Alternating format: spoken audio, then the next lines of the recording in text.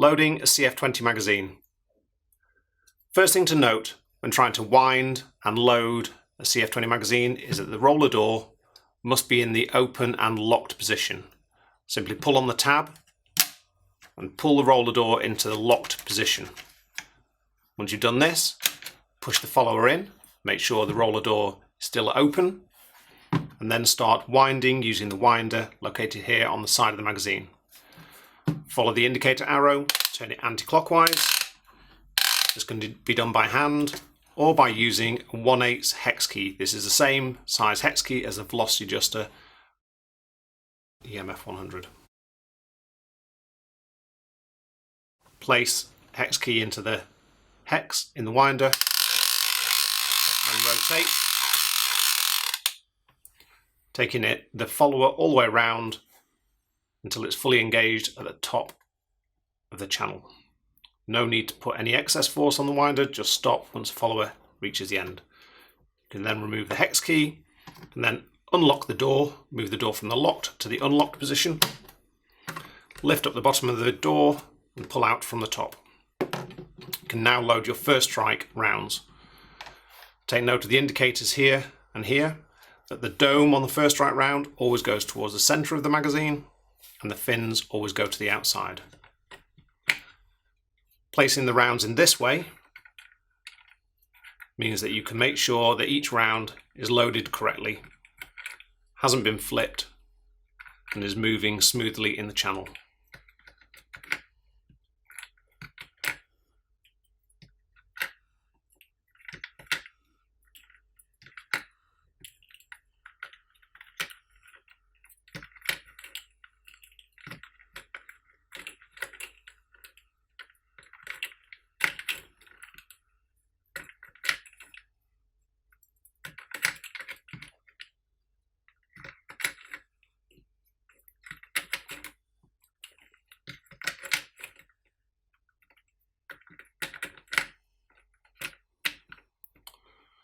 Make sure all the rounds are sitting nice and flat in the channel, the dome to the centre, fins to the outside. Insert the 2 tabs in the top of the door to the top of the magazine, push down at the bottom and rotate into the lock position. To complete loading, use the roller door release button here on the side of the magazine, press down firmly and the roller door will close, sealing off the exit and keeping all rounds nice and clean inside the mag during storage. Loading round ball is a similar process to loading first strike rounds. First of all, pull back on the roller door and lock into place, push in the follower, and you can insert hex key and wind up.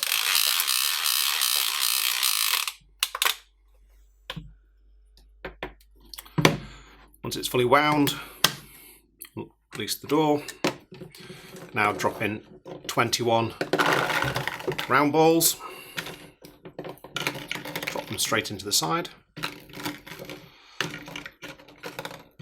Once they're in, close the door, lock the door, and then release the roller door by pushing the button on the side.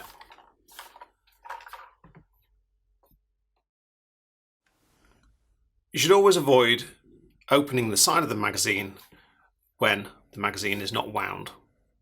If this does happen for any reason, it's normal for the spring, winder and follower to come out of the channel. If this does happen, simple process, rebuilding it. Make sure you first of all release all the tension from the winder so the spring can fully extend. Next, be very careful that you put the follower back into the correct position. The follower has 2 wings, 2 small nubs on either side, and a flat surface here. The flat surface always has to go towards the back of the magazine, so always make sure the flat side is on this side. This helps with the bolt blocking mechanism at the end of the magazine. Then these wings have to run in the small troughs in the base and the side faces of the magazine. So place into the trough and slide upwards, making sure that those wings are vertical, one in the bottom trough and one in the top trough here. And then allow the follower to push through. Pull the roller door down slightly and allow the follower to push through. This will make it much easier to reinsert the spring mechanism. You'll see the spring is slightly longer than the trough at this point. So it's always easier to take some tension up in the spring to shorten it, to get it to sit into the trough. Hold it down with your thumb here and push down into the trough.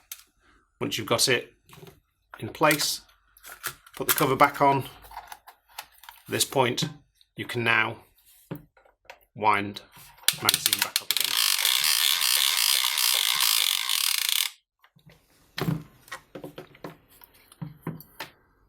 If you do need to clean inside the magazine for any reason, always easier to do it with the magazine wound and the follower in the fully engaged position at the top here. Open the door, use a microfiber to clean inside the trough. If there's dust in there or paint or debris, it's easy enough to wipe out. And clean the inside of the side door as well. And then rebuild it. With paintballs or first strike loaded, sometimes there may be some room inside that allows movement of the rounds inside the magazine. With a fully loaded vest, this can sometimes make annoying rattling noise as you're moving around the field and running around. And it may be beneficial for you to remove some of this rattle. This can be done quite easily, as long as you're very careful, by allowing the follower to move down just a couple of notches on the winder assembly to take out the slack in the stack. In order to do this, you need to first hold on to the winder. So grab hold of the winder, either with your fingers or by inserting a hex key into the winder, and then very carefully pull down on the red latch here. This is the latch that disengages the pull from the winder. And when you do that, you can slowly allow the winder to move around a couple of clicks on the latch, and this will take out the rattle inside the magazine.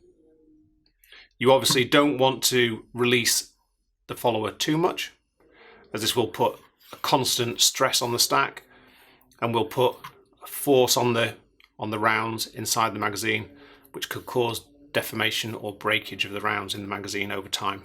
You can always check just by winding